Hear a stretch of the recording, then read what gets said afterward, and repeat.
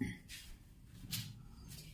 Everyone, एक बार फिर स्वागत है आपका अपने यूट्यूब चैनल श्री एकेडमी पर, जहां पर हम सिर्फ पढ़ते नहीं है, याद भी करते हैं। तो हमने भारत के इतिहास की सीरीज स्टार्ट की थी, उसी के अंतर्गत आज हम पढ़ेंगे हमारे वेद और प्रकार। यानी इनसे रिलेटेड आपके किसी भी एग्जाम में क्वेश्चन पूछ लिए जाएं तो इस क्लास से बाहर नहीं जाएंगे, क्योंकि हमने इनसे रिलेटेड बहुत सारे फैक्ट यहाँ पर हमने कवर किए हैं, वही हम आपको यहाँ पर पढ़ाने वाले हैं। तो आपको इस क्लास को बिल्कुल मिस नहीं करना, एंड तक हमारे साथ जुड़े रहना है। चलिए फिर क्लास स्टार्ट कर लेते हैं। मैं हूँ श्वेता चौरसिया। तो आप सबसे पहले लिखिए क्या, वेद। आपको नोट्स बनाना है, किसी पीडीएफ या पीपीटी के पीछे नहीं भागना है। आप अपने नोट्स बनाइए। तो आप सबसे पहले लिखिए वेद। हम इसमें पढ़ेंगे इसके संकलन कर्ता कौन है, हम देखेंगे हमें इससे क्या जानकारी प्राप्त होती है, क्या उपदेश प्राप्त होते हैं, हम सब कुछ इसके अंतर्गत पढ़ने वाले हैं। तो आपको सबसे पहले पता होना चाहिए वेद हमारे धार्मिक ग्रंथ है। क्या है? धार्मिक ग्रंथ है, जिससे हमारा जो इतिहास है हमें उसकी जानकारी प्राप्त होती है। इससे हमें ऐतिहासिक जानकारी प्राप्त होती है, आपको याद रखना है। अब हमें कौन कौन सी जानकारी प्राप्त होती है उसके बारे में हम पढ़ने वाले हैं। साथ ही साथ आपको वेद से रिलेटेड एक बात और याद रखनी है कि वेद के संकलन कर्ता कौन है।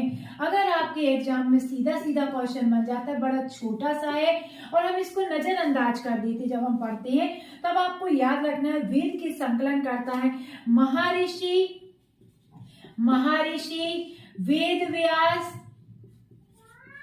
महर्षि कृष्ण। इनका पूरा नाम, वैसे तो वेद व्यास आपको याद रखना है, लेकिन अगर आपके एग्जाम में क्वेश्चन बन जाए महर्षि वेद व्यास, जो आपके वेद के संकलन करता है, इनका पूरा नाम क्या है, तो आपको पता होना चाहिए महर्षि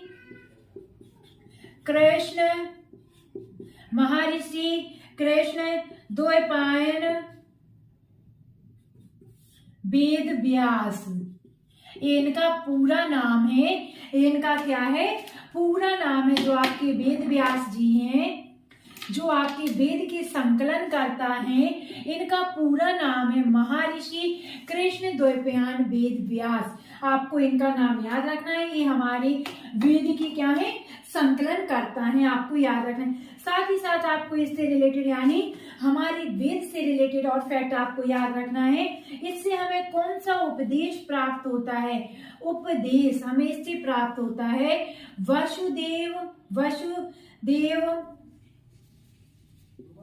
वसुदेव कुटुंबकम। अगर आपके एग्जाम में क्वेश्चन पूछ लिया जाए वसुदेव कुटुंबकम, ये उपदेश की जानकारी हमें किससे प्राप्त होती है, तो आपको याद रखना है हमारे वेद से हमें प्राप्त होती है। किससे?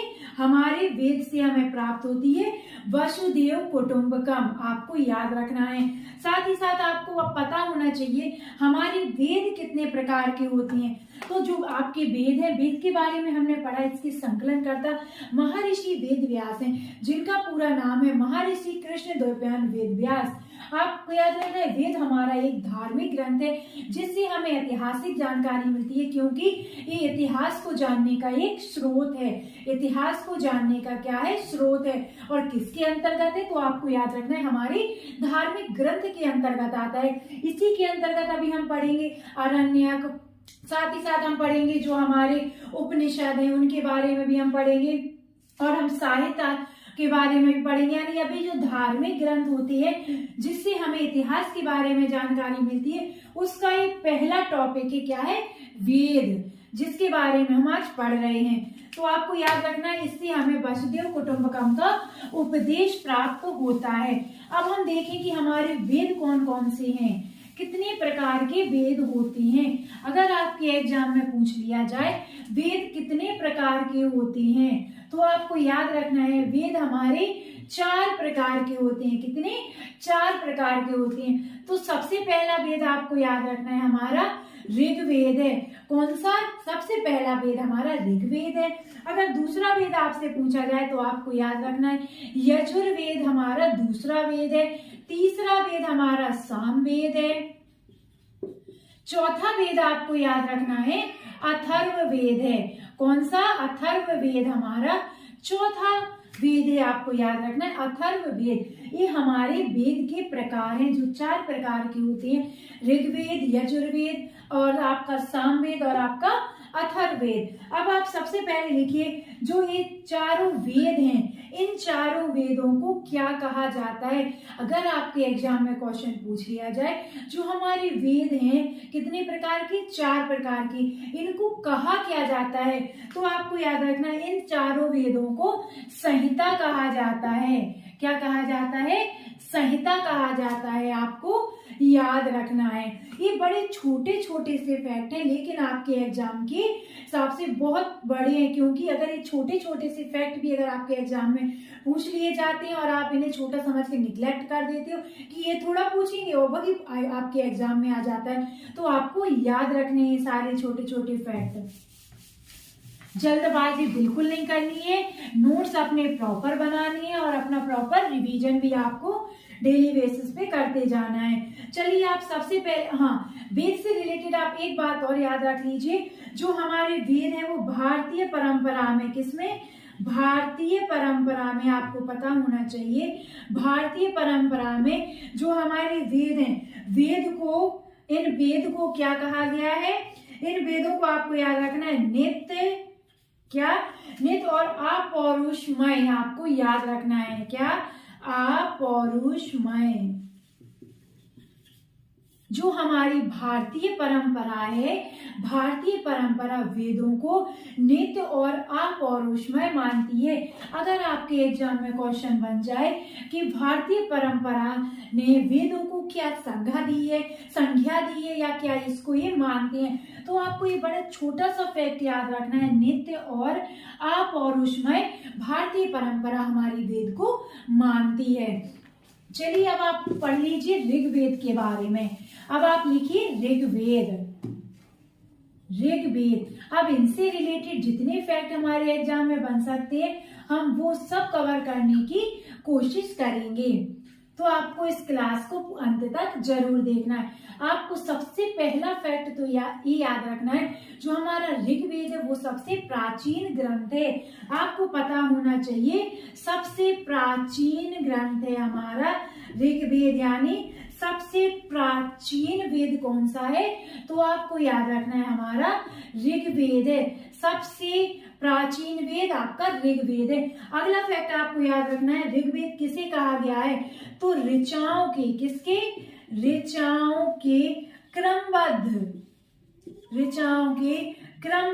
ज्ञान के संग्रह को, ऋचाओं के क्रमबद्ध ज्ञान के संग्रह को क्या कहा जाता है? आपको एग्जाम में अगर क्वेश्चन पूछ लिया जाता है ऋचाओं के क्रमबद्ध ज्ञान के संग्रह को क्या कहा जाता है, तो आपको याद रखना है ऋग्वेद कहा जाता है। क्या? ऋग्वेद कहा जाता है। अगला ऋग्वेद से रिलेटेड आपको याद रखना है फैक्ट, इसमें कितने मंडल हैं? 10 मंडल हैं। कितने सूक्त हैं? तो आपको याद रखना है 1028 इसमें सूक्त हैं। साथ ही साथ आपको याद रखना है जो वालिख्य है, वालिख्य पाठ के 11 सूत्रों सहित है इसमें। अगर एग्जाम में पूछा जाए ऋग्वेद में, जो आपका ऋग्वेद में जो 1028 सूक्त हैं उसमें वालिख्य पाठ के कितने सूत्र हैं, तो आपको याद रखना है कितने सूत्र हैं? 11 सूत्र हैं। कितने? 11 सूत्र हैं, आपको याद रखना है। आप अगला फैक्ट इसमें देखिए, कितनी ऋचाएं देखने को इसमें मिलती हैं। अगर ऋचाओं के क्रमबद्ध ज्ञान का संग्रह ऋग्वेद कहलाता है तो इसमें ऋचाएं कितनी हैं, तो आपको याद रखना है 10,462, यानी 10,462 इसमें ऋचाएं हैं। क्या है? ऋचाएं हैं, आपको याद रखना है 10,462 इसमें ऋचाएं हैं। किसमें? आपकी ऋग्वेद में। और साथ ही साथ आपको याद रखना है इस वेद की जो ऋचाएं पढ़ता है, तो ऋचा के पढ़ने को क्या कहा जाता है, पढ़ने वाले को? तो आपको याद रखना है, उसको होर्त कहा जाता है। सबसे इजी क्वेश्चन है और सबसे टफ क्वेश्चन भी है। ऋचाओं के पढ़ने वाले को क्या कहा जाता है? जो ऋचाओं को पढ़ता है उसको क्या कहा जाता है? पढ़ने वाले को क्या कहा जाता है? तो आपको याद रखना है, उसको होर्त कहा जाता है। क्या? होर्त कहा जाता है, आपको याद रखना है। ऋचाओं के पढ़ने वाले को होर्त कहा जाता है। अगला फैक्ट आप इसमें लिखिए, जानकारी। तो हमने ऋग्वेद के बारे में पढ़ा। ऋचाओं के क्रमबद्ध ज्ञान का संग्रह जो है वो ऋग्वेद कहलाता है। सबसे प्राचीन वेद है। इसमें कितने मंडल हैं? इसमें 10 मंडल हैं। इसमें 1028 सूक्ति यानी आपके 1028 इसमें सूक्त हैं। 10,462 ऋचाएं हैं। और जो इन ऋचाओं को पढ़ता है उसको हम क्या कहते हैं? उसको होर्त कहते हैं। आपको याद रखना है। चलिए अब हम पढ़ते हैं ऋग्वेद से हमें कौन कौन सी जानकारी मिलती है। ऋग्वेद से हमें कौन सी जानकारी प्राप्त होती है? तो आप लिखिए इसमें हेडिंग जानकारी। क्या? आप लिखिए इसमें जानकारी। तो हम देखते हैं हमें इसमें कौन कौन सी जानकारी मिलती है। तो आप सबसे पहली जानकारी लिखिए इसमें, जो हमारे आर्य रहे हैं, जिनके कारण हमारे भारतवर्ष को आर्यवर्त कहा गया है। हमने आपको भारतवर्ष जब पढ़ाया था उसमें हमने पढ़ाया था कि हमारे भारत को किसने किस नाम की संज्ञा दी या किसने किस नाम से पुकारा, यानी भारतवर्ष से रिलेटेड हमने सारे फैक्ट उसमें कवर किए थे। इसमें आप लिखिए, प्राचीन जो हमारी आर्य थे, प्राचीन आर्यों की सामाजिक आर्थिक और राजनैतिक, साथ ही साथ आपको याद रखना है, राजनैतिक जीवन की विस्तृत जानकारी हमें प्राप्त होती है। एग्जाम में क्वेश्चन बने आपकी, प्राचीन आर्यों की सामाजिक, आर्थिक और राजनीतिक जीवन की विस्तृत जानकारी हमें किस वेद से या किस ग्रंथ से प्राप्त होती है? तो आपको याद रखना है, हमें किससे प्राप्त होती है? हमारे ऋग्वेद से हमें प्राप्त होती है। अगला फैक्ट आपको इससे याद रखना है, इसका जो तीसरा मंडल है, कौन सा? आपको याद रखना है, इसका जो तीसरा मंडल है, तो तीसरे मंडल से हमें जो आपके विश्वामित्र जी थे, कौन? विश्वामित्र जी हैं, जो विश्वामित्र जी ने जो रचित किया था, द्वारा रचित सूर्य देवता सावित्री को समर्पित, इस लाइन में आपके बहुत सारे क्वेश्चन कवर हो रहे हैं, आपको देखना है। समर्पित गायत्री मंत्र है, ठीक है। सबसे पहला क्वेश्चन, ऋग्वेद के किस मंडल से हमें गायत्री मंत्र की जानकारी प्राप्त होती है? तो आपको बताना है, तीसरे मंडल से प्राप्त होती है। गायत्री मंत्र किसको समर्पित है? तो सूर्य देवता सावित्री को समर्पित है। किसके द्वारा रचित है? तो आपको याद रखना है, विश्वामित्र द्वारा रचित है। यानी इस एक लाइन में आपको 4 क्वेश्चन देखने को मिल गए हैं। पहला क्वेश्चन, ऋग्वेद के तीसरे मंडल से हमें क्या जानकारी प्राप्त होती है? तो आप बता सकते हैं पूरी लाइन को कि विश्वामित्र द्वारा रचित। मतलब अगर आपके एग्जाम में 2 या 3 नंबर में क्वेश्चन बन जाता है मेंस में कि हमें ऋग्वेद के तीसरे मंडल से कौन सी जानकारी प्राप्त होती है, तो आप बता सकते हैं विश्वामित्र द्वारा रचित, सूर्य देवता सावित्री को समर्पित गायत्री मंत्र की जानकारी प्राप्त होती है, या गायत्री मंत्र इसमें है। दूसरा क्वेश्चन, गायत्री मंत्र की जानकारी हमें ऋग्वेद के किस मंडल से मिलती है? तो आपको याद रखना है, तीसरे मंडल से। अगला क्वेश्चन आपका पूछा जा सकता है, गायत्री मंत्र की जानकारी हमें किस वेद से प्राप्त होती है? तो आपको याद रखना है, हमारी ऋग्वेद से प्राप्त होती है। अगला क्वेश्चन, जो आपका गायत्री मंत्र है, ऋग्वेद में जो उल्लेखित गायत्री मंत्र है वो किस देवता को समर्पित है? तो आप बता सकते हैं सूर्य देवता सावित्री को समर्पित बताया गया। अगला क्वेश्चन, किसके द्वारा रचित है? तो आप बता सकते हो विश्वामित्र जी के द्वारा रचित है। तो आपको ये सब याद रखना है। चलिए इससे हम अगली जानकारी देखते हैं, हमें क्या प्राप्त होती है। नोट्स बनाते चलिए, क्योंकि जितनी अच्छे से यहाँ आपको पढ़ाया जा रहा है शायद ही कहीं आपको इतने अच्छे से फ्री ऑफ कॉस्ट पढ़ाया जा रहा हो। तो आपको याद रखना है ये सारी जानकारी। नोट्स बनाते चलिए। अगले आ जाते हैं हम 8वें मंडल पे। किस पे? 8वां मंडल। अब हमें इसकी 8वां मंडल से क्या जानकारी प्राप्त होती है, तो आपको इसमें याद रखना है हस्तलिखित ऋचाओं का वर्णन है। इसमें ऋचाओं का वर्णन। अब जो आपकी हस्तलिखित ऋचाएं हैं, देखिएगा इस एक लाइन से हमें क्या जानकारी प्राप्त होती है, कितने क्वेश्चन बनते हैं। तो आपको सबसे पहला क्वेश्चन याद रखना है, ऋग्वेद की 8वें मंडल से कौन सी जानकारी हमें प्राप्त होती है, तो इसमें हस्तलिखित ऋचाओं का वर्णन है। इसमें हस्तलिखित ऋचाओं का वर्णन है। अब जो आपकी हस्तलिखित ऋचाएं हैं, इनको का क्या कहा जाता है, तो आपको याद रखना है इनको खिल कहा जाता है। इसके पहले हमने आपको बताया था जो हमारे 10,462 ऋचाएं हैं, उनको पढ़ने वाले को क्या कहा जाता है, तो हमने बताया था उनको जो पढ़ता है उनको क्या कहते हैं, हूर्त कहते हैं। लेकिन आपकी जो ऋग्वेद में 8वां मंडल है, इसमें जो आपकी हस्तलिखित ऋचाएं हैं, इनको क्या कहा जाता है, तो आपको याद रखना है इनको खिल कहा जाता है। क्या कहा जाता है, इनको खिल कहा जाता है। अब हम देखते हैं हमारी अगली जानकारी। तो आपको पहुंच जाना है कितने, 9वें मंडल पे आपको पहुंचना है। अब 9वें मंडल से हमें क्या जानकारी प्राप्त होती है, तो आपको याद रखना है इसमें देवता सोम का उल्लेख है। सबसे पहला क्वेश्चन, वह कौन सा वेद है हमें जिससे देवता सोम की जानकारी प्राप्त होती है, आपको पता होना चाहिए ऋग्वेद। अब ऋग्वेद आपको पता हो गया है, तो आपको अब पता होना चाहिए कौन से मंडल से, तो आपको याद रखना है 9वें मंडल से। किससे? 9वें मंडल से हमें देवता सोम की जानकारी प्राप्त होती है। देवता सोम का उल्लेख देखने को मिलता है आपके ऋग्वेद के 9वें मंडल से। ऋग्वेद के 9वें मंडल से हम अपना अगला मंडल देखते हैं। अगला मंडल कौन सा है, तो आपको अब पहुंच जाना है हमारे 10वें मंडल पे। इस मंडल से हमें बहुत सारी जानकारियां प्राप्त होती है, तो आपको इसको बहुत अच्छे से पढ़ना है और लिखना है। अब आता है आपका 10वां मंडल। सबसे पहले 10वें मंडल से आपको याद रखना है, इससे हमें चातुष्य वर्ण जो समाज है, इसकी कल्पना का स्रोत देखने को मिलता है। किसे माना गया है? पुरुष सूक्त है। वह कौन सा वेद है जिससे हमें चातुष्य वर्ण समाज की जानकारी प्राप्त होती है? आपको याद रखना है हमारे ऋग्वेद से।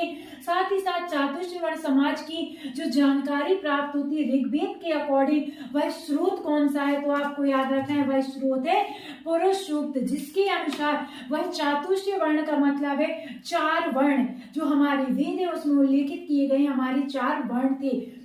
तो वो कौन कौन से थे? हमारे 4 वर्ण जिनके बारे में आपके ऋग्वेद में उल्लेख देखने को मिलता है। तो आपको याद रखना है सबसे पहला वर्ण आ जाता है हमारा ब्राह्मण। क्या? ब्राह्मण। दूसरा आपको याद रखना है, पहला आता है हमारा ब्राह्मण, दूसरा आपको इसमें याद रखना है क्षत्रिय, तीसरा आपको इसमें याद रखना है वैश्य, और चौथा आपको याद रखना है इसमें शूद्र। हमने जब अपनी भारतीय प्राचीन ज्ञान परंपरा को जब हमने पढ़ा था, प्राचीन भारतीय ज्ञान परंपरा, उसमें हमने इनमें से बताया था कि किसको उच्च शिक्षा का अधिकार प्राप्त नहीं था और किसके लिए कौन कौन से वर्ष निर्धारित किए गए थे उच्च शिक्षा प्राप्त करने के लिए, हमने उसमें बताया था। तो आप वो क्लास जाकर जरूर देखिए, ठीक है। अब आते हैं हम अपने इसमें चातुष्य वर्ण समाज की जानकारी हमें अपने ऋग्वेद से प्राप्त होती है, जिसमें इसको पुरुष सूक्त को इसमें स्रोत माना गया है। अब जो 4 वर्ण कौन कौन से थे, तो आप देखिए ब्राह्मण, क्षत्रिय, वैश्य और शूद्र थे। अब हम इसमें बताएंगे, साथ ही साथ इसमें बताया गया है कि किससे कौन उत्पन्न हुआ है। तो आप सबसे पहले पढ़ेंगे ब्राह्मण।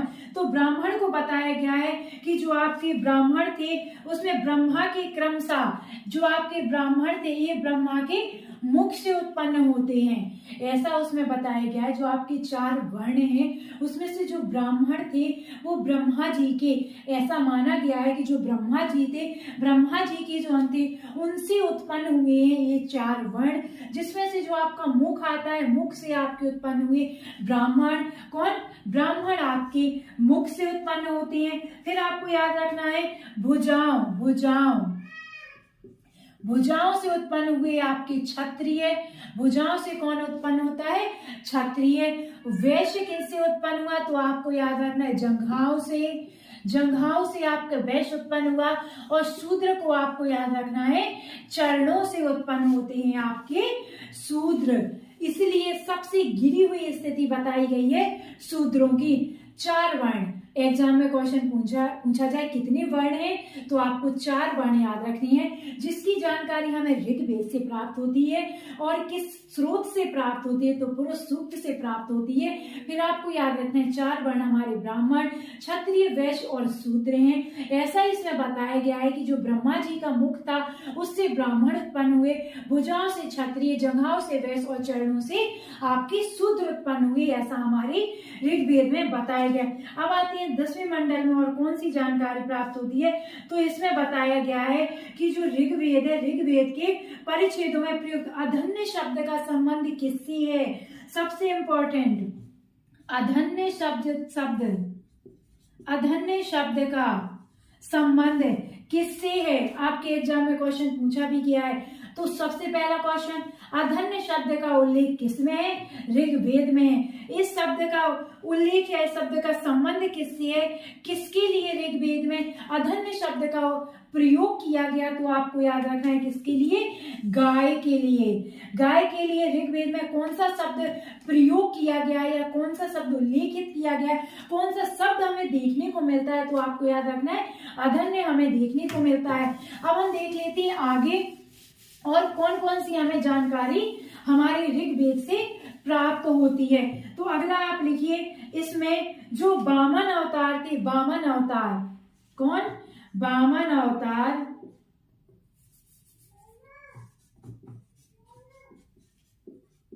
वामन अवतार के 3 पगों के आख्यान का प्राचीन स्रोत माना जाता है।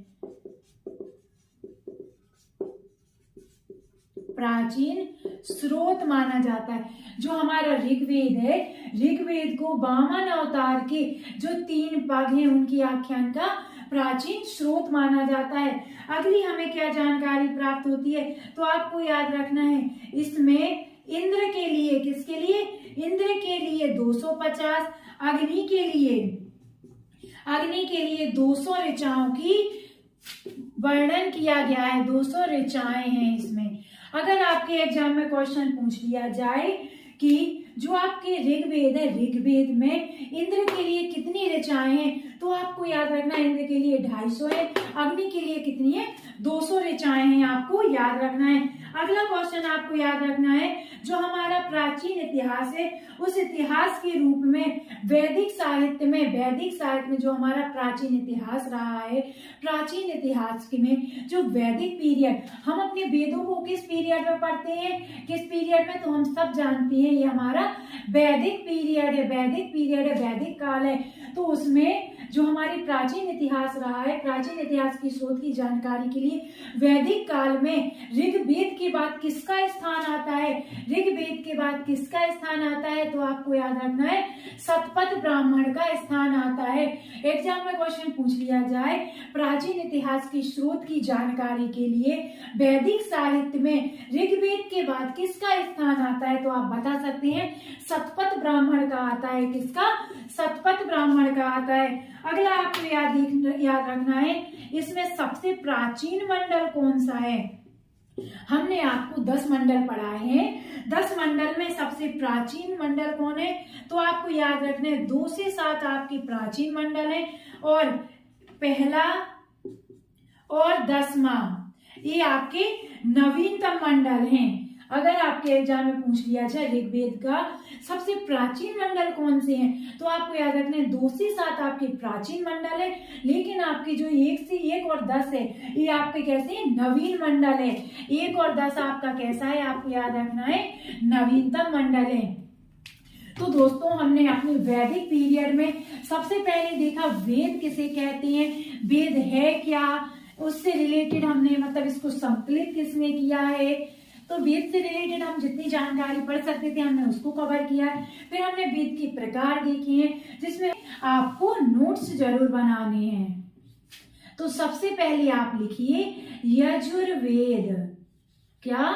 आप सबसे पहले लिखिए यजुर्वेद। तो आपको इससे क्या क्या इसमें पढ़ना है, आपके एग्जाम में क्या क्या क्वेश्चन पूछ सकते हैं तो हम वो देखते हैं। तो आपको याद, सबसे पहला क्वेश्चन, यजुर्वेद में जो यजु है इसका क्या अर्थ है, यजु का क्या अर्थ है, तो आपको पता होना चाहिए इसका अर्थ है यज्ञ। क्या है? यज्ञ इसका अर्थ है। साथ ही साथ आपको याद रखना है षष्वर पाठ के लिए इस छोटी सी लाइन में हम देखेंगे कितने सारे क्वेश्चन बन सकते हैं। षष्वर पाठ के लिए मंत्रों तथा बलि के समय अनुपालन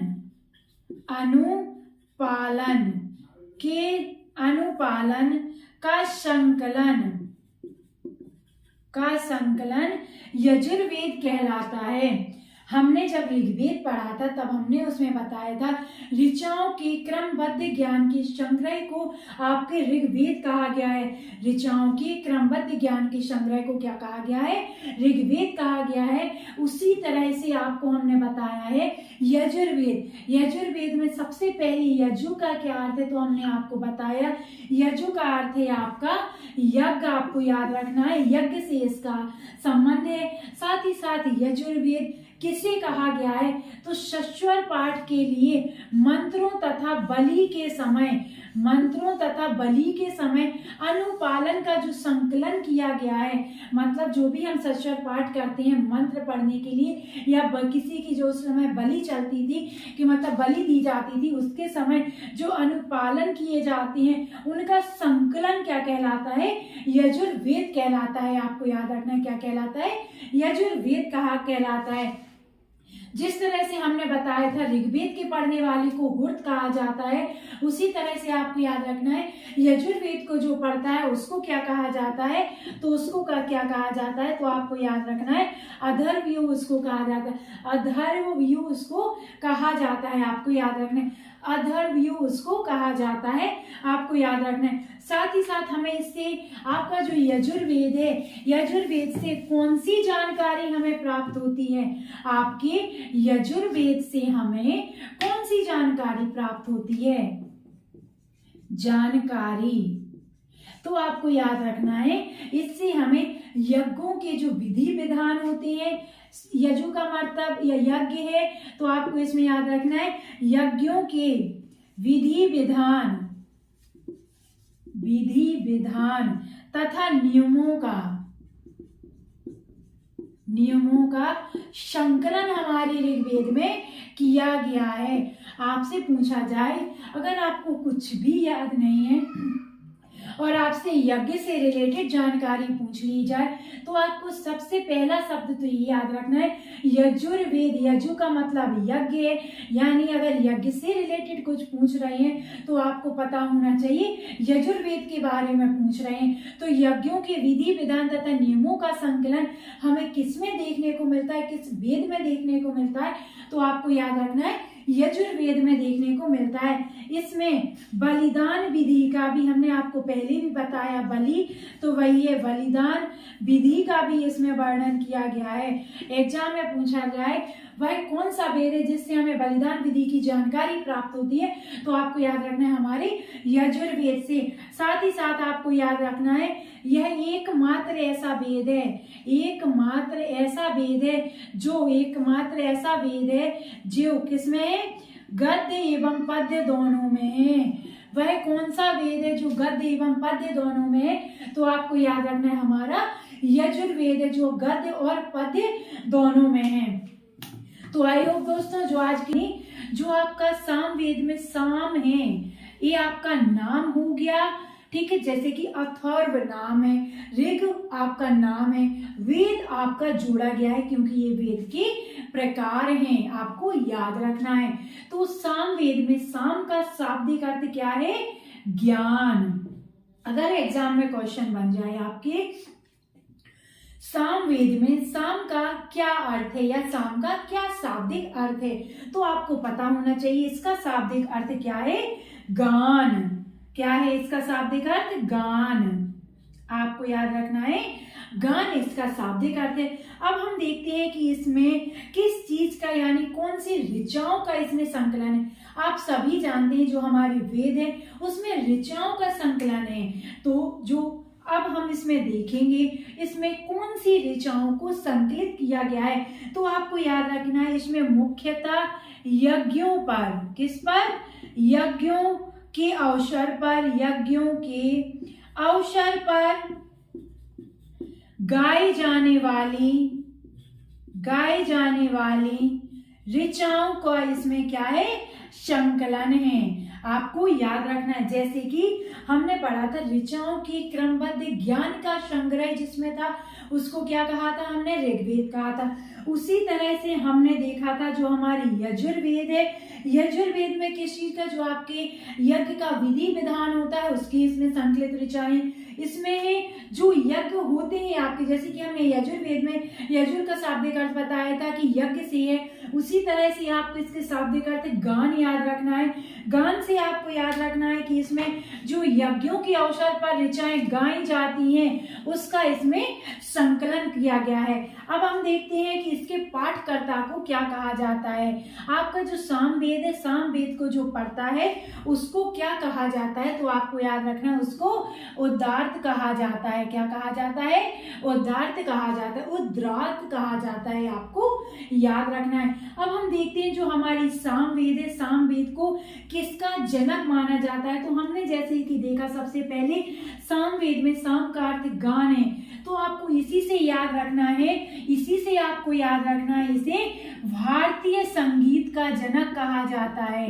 भारतीय संगीत का जनक किस वेद को कहा जाता है, तो आपको याद रखना है हमारी सामवेद को भारतीय संगीत का जनक कहा जाता है, आपको याद रखना है। अब हम देखते हैं इसमें टोटल कितनी ऋचाएं हैं, तो आपको याद रखना है इसमें 1549 ऋचाएं हैं। जो आपकी सामवेद है, सामवेद में 1549 यानी 1549 क्या है इसमें ऋचाएं हैं, आपको याद रखना है। इन ऋचाओं में जो मौलिक ऋचाएं हैं वो कितनी है, वो 75 हैं, यानी जो इसमें 1549 ऋचाएं हैं उसमें से 75 यानी 75 ऋचाएं कैसी हैं, आपकी मौलिक ऋचाएं हैं। बाकी जो ऋचाएं हैं वो किससे ली गई हैं, वो ऋग्वेद से ली गई हैं। अगर आपके एग्जाम में क्वेश्चन बन जाए जो सामवेद है, सामवेद में जो ऋचाएं हैं उसमें जो आपकी मौलिक ऋचाओं को छोड़कर बाकी ऋचाएं किस वेद से ली गई हैं, तो आपको याद रखना है वो ऋग्वेद से ली गई हैं। किससे, आपको याद रखना है वो किस वेद से ली गई हैं, ऋग्वेद से ली गई हैं, आपको याद रखना है ऋग्वेद से ली गई हैं। इसीलिए आपको जो ऋग्वेद से ली गई है, अर्थात इसका जो संकलन है, सामवेद का संकलन किस पर आधारित है, आपको याद रखना है ऋग्वेद पर आपका आधारित है।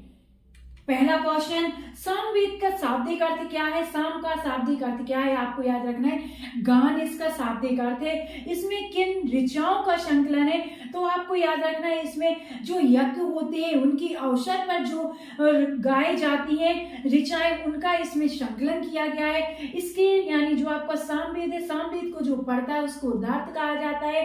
बाद में आपको याद रखना है गान से आपको याद रखना है, गान से आपको याद रखना है इसे भारतीय संगीत का क्या कहा जाता है, जनक कहा जाता है। आपकी सामवेद को भारतीय संगीत का जनक कहा जाता है। इसमें टोटल ऋचाएं 1549 1549 इसमें टोटल ऋचाएं हैं। इसमें जो मौलिक ऋचाएं हैं वो कितनी है, 75 ऋचाएं हैं। बाकी जो ऋचाएं हैं वो किससे ली गई हैं, ऋग्वेद से ली गई हैं।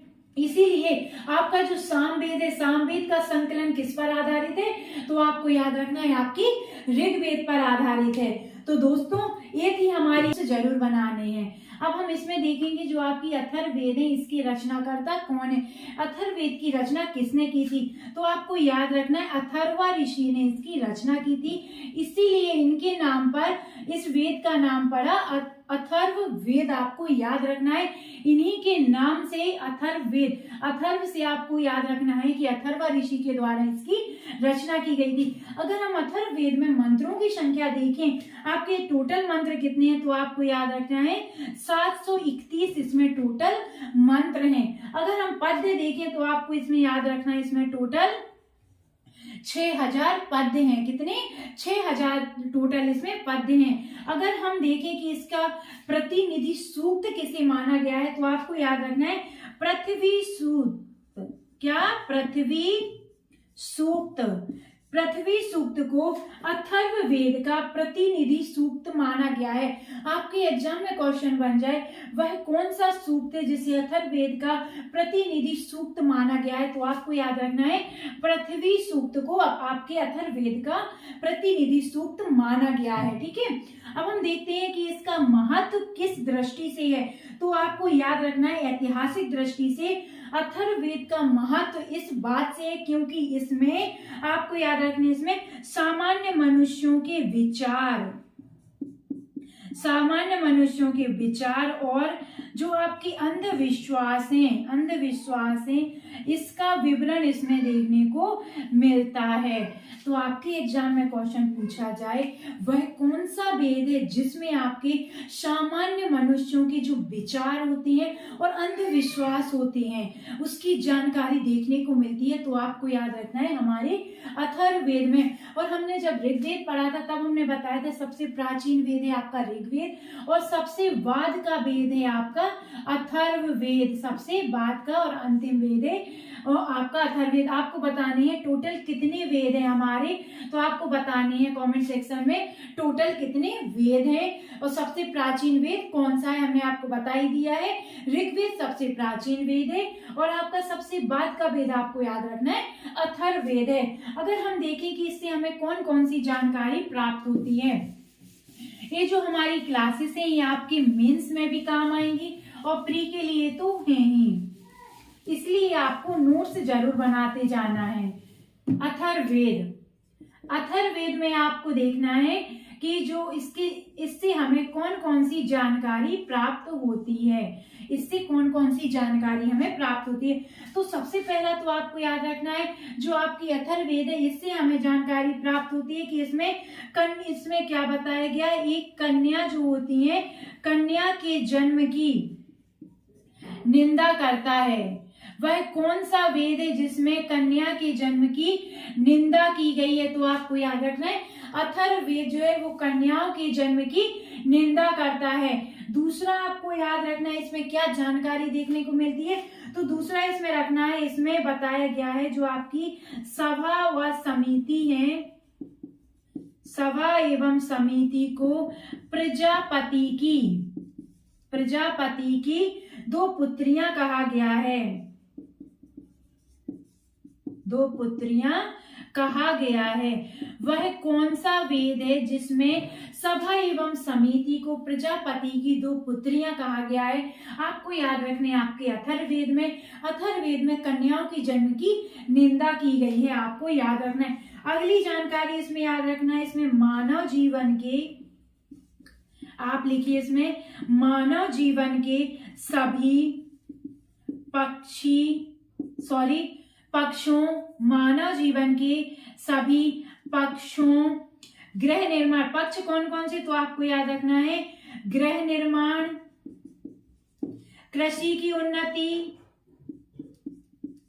पक्ष आपको याद रखना है गृह निर्माण, कृषि की उन्नति, इन सब का इसमें क्या दिया गया है, विवरण दिया गया है। अगली आपको जानकारी इसमें याद रखनी है, अगली जानकारी आपको इसमें याद रखनी है, इसमें बताया गया है जो व्यापारिक मार्ग है आपके, व्यापारिक मार्गों का गाहन का संबंध किससे है, तो आपको याद रखना है खोज से है। इसमें व्यापारिक मार्गों की खोज बताई गई है। साथ ही साथ इसमें आपको याद रखना है इसमें वशीकरण, इसमें आपको याद रखना है वशीकरण,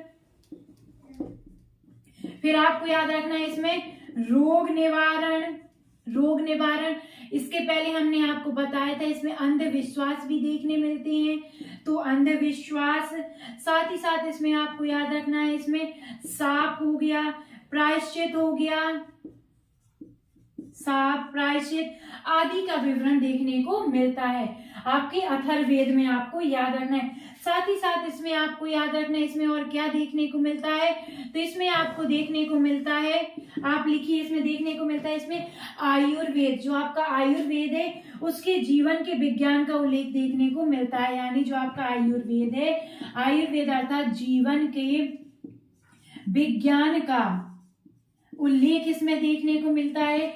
साथ ही साथ आपको याद रखना है कि ये हमारा सबसे बाद का वेद है। तो हमने देखा जो आपका अथर्ववेद है, अथर्ववेद से हमें कौन कौन सी जानकारी प्राप्त होती है, तो सबसे पहले आपको याद रखना है इसमें कन्याओं के जन्म की निंदा की गई है। दूसरा फैक्ट आपको इसमें याद रखना है कि इसमें जो आपकी सभा एवं समिति है, क्या सभा एवं समिति है, इसको प्रजापति की 2 पुत्रियां कहा गया है। अगला आपको याद रखना है इसमें मानव जीवन के सभी पक्ष यानी गृह निर्माण और कृषि की उन्नति का विवरण देखने को मिलता है। इसमें व्यापारिक मार्गों की गहन यानी खोज का विवरण देखने को मिलता है। साथ ही साथ इसमें जो आपके वशीकरण होते हैं, जो भी आपके रोग होते हैं उनका निवारण, अंधविश्वास, शाप और प्रायश्चित, इन सब का भी विवरण इसमें देखने को मिलता है। अगला आपको याद रखना है इसमें आयुर्वेद अर्थात जीवन के विज्ञान का भी विवरण देखने को मिलता है। तो ये थी दोस्तों आज की हमारी अथर्ववेद की क्लास, जिसमें हमने अथर्ववेद के सभी फैक्ट कवर करने की कोशिश की है और ये हमारे सभी एग्जाम के काम आने वाले हैं। आपके सभी एग्जाम में, चाहे आपका वनडे एग्जाम हो या आपका मेंस एग्जाम हो, तो ये सभी के लिए क्लास इंपॉर्टेंट है। अगर आपको हमारा पढ़ाना अच्छा लगा है तो प्लीज इस क्लास को लाइक करिए, ज्यादा से ज्यादा शेयर करिए और प्यारे प्यारे से कमेंट करिए। और अगर हमारे साथ पहली बार आप जुड़े हैं तो प्लीज इस चैनल को सब्सक्राइब कर लीजिए, साथ ही साथ बेल आइकन पर भी क्लिक कर लीजिए, जिससे आपको हमारी क्लास की अपडेट सबसे पहले मिले। चलिए ऐसी हम अपनी अगली क्लास लेकर आएंगे आपको। तब तक के लिए आप अपना ध्यान रखिए, स्वस्थ रहिए, खुश रहिए। नमस्कार दोस्तों, बाय बाय।